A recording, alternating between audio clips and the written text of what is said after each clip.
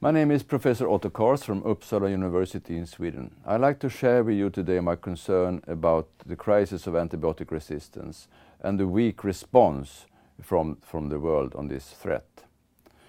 Bacteria, we have them around us and we have them in our bodies and in the environment. Bacteria are many. They are experts in evolution, they're experts in adaptation. So when they are threatened by an antibiotic, they will come up with a defense. They become resistant. And many of the bacteria today in the world that causes disease are resistant or multi-resistant to most of the antibiotics that we have in our arsenal. You can describe the crisis of antibiotics and the causes in this way. First, there is a massive use and misuse of antibiotics in the world, which drives resistance. Secondly, there is spread of this resistant bacteria in healthcare, in the community, in livestock production, by trade and travel, and facilitated by poor infection control, poor sanitation and hygiene. Thirdly, there is a huge lack of new antibiotics in the pipeline. And fourthly, there is lack of precise diagnostics that will help the prescriber to identify the patients that really need an antibiotic. All these causes contributes to the problem we have today. So, first, the use of antibiotics. It's uncontrolled in many parts of the world. There is over-the-counter sales. There are drug sellers. We have a lot of antibiotic use in livestock production, which is not necessary. Also, in the rich countries, in the high-income countries, there is a demand for antibiotics, and there are financial incentives inbuilt in this. So how did we end up here? Why the global complacency? Well, first of all, antibiotic resistance undermines diseases treatment. It's not a disease in itself. It's not like HIV, tuberculosis, and malaria. There is no good measurements of the global antibiotic use, nor resistance levels, and primarily not the economic consequences for health and healthcare or society. So we don't have the right picture of the problem. But I think primarily the driver has been that we have been fooled into self-deception, that there will always be a new antibiotic around when the old one has been worn out by resistance. And this is in fact the circle that we have been moving in for 70 years now. New antibiotics has come, they've been misused and overconsumed, which has led to resistance, then there was a new one again. But this circle is of course not the way that we should deal with this problem. It's not sustainable, it drives resistance, and we need to find a new model. And to prove that this model is not working, we can show the next slide here, which shows that there was a long time when new antibiotics were coming out of the pharmaceutical industry's pipeline until 1987, when the last antibiotic class was in fact discovered.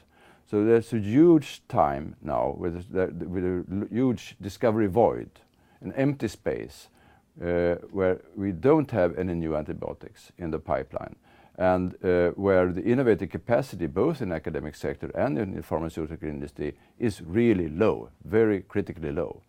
So we simply need to find a new system for innovation of new antibiotics, but also combine with that a system for the rational use, the controlled distribution, to safeguard these antibiotics for the future.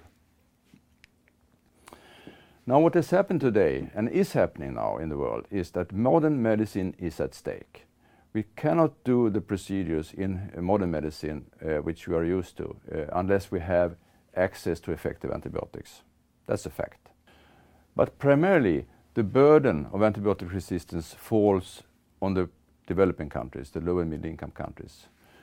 Because there is such a huge burden of disease, of infectious diseases in these countries already, which are competing.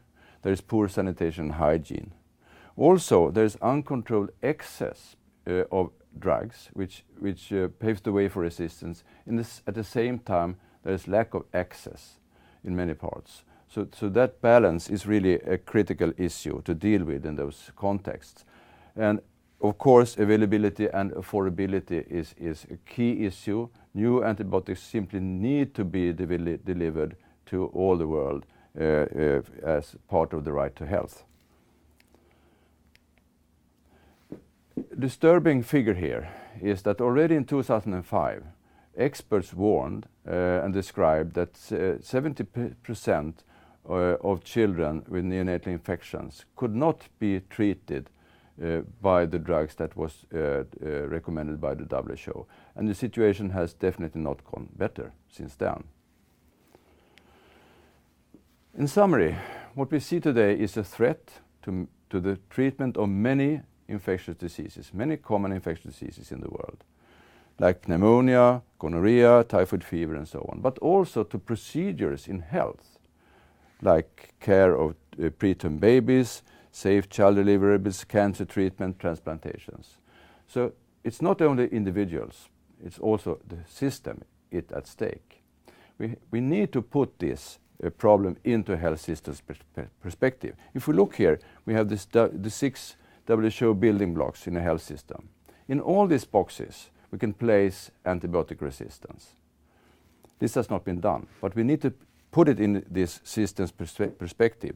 Because if we look upon this, you can see that antibiotic resistance needs to be dealt with from a perspective of service delivery, of information, of financing, and so on. Now, it's not only a health problem, it's far beyond that. The World Economic Forum has raised this issue significantly in their global risks report in this year and the previous year. And this picture here could describe what is sort of at stake. It's not only health services, it's really productivity, labor supply, tax revenues, unemployment. It's beyond health, it really also gets into the real GDP. Another aspect of this is, what about the Millennium Development Goals? I think if you look at on the 8 goals, you can place access to antibiotics, antibiotic resistance in all these boxes. Of course, primarily in the health-related goals, where it's really critical, those goals cannot be fulfilled without access to antibiotics. So, to sum up this short presentation, I would say that we have missed this problem. We have overconsumed a global resource. There's been lack of public policy and global governance, and it's now very late, but it is our collective responsibility to take action. And I will end with this quote from the World Economic Forum report, which stands for itself. Thank you very much for listening.